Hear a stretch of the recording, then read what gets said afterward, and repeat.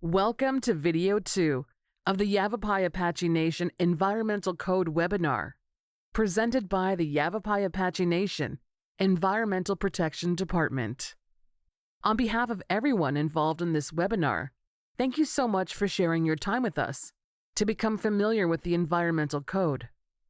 If you haven't yet, I invite you to watch Video 1 in this webinar series by checking out the playlist on the Indigenous Vision YouTube channel.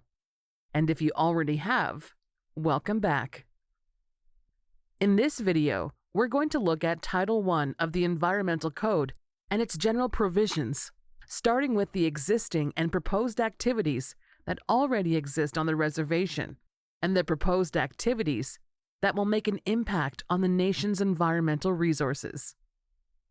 These existing and proposed activities include managing the Verde River riparian corridor and the plant community along the river, monitoring for illegal dumping, collecting solid and hazardous waste, and overseeing the operation of underground storage tanks.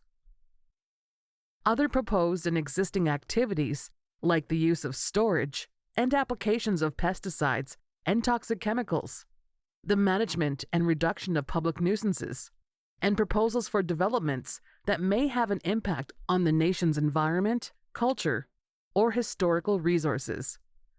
It's important to note that everyone on the reservation must comply with the Environmental Code, including any and all of its regulations issued by the Tribal Council and all the nation's laws. In addition, everyone must consent to the civil jurisdiction of the nation and the court, and may be subject to civil prosecution, penalties, and damages. The Yavapai-Apache Nation Environmental Department is the lead agency charged with administering the Environmental Code.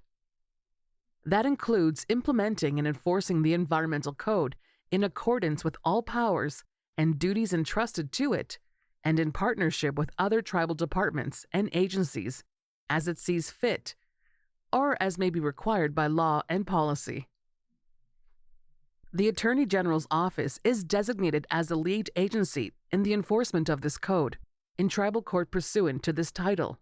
However, they are not authorized to consent to jurisdiction, liability, or waiver of sovereign immunity in any court or other tribunal, except as is authorized by the Tribal Council.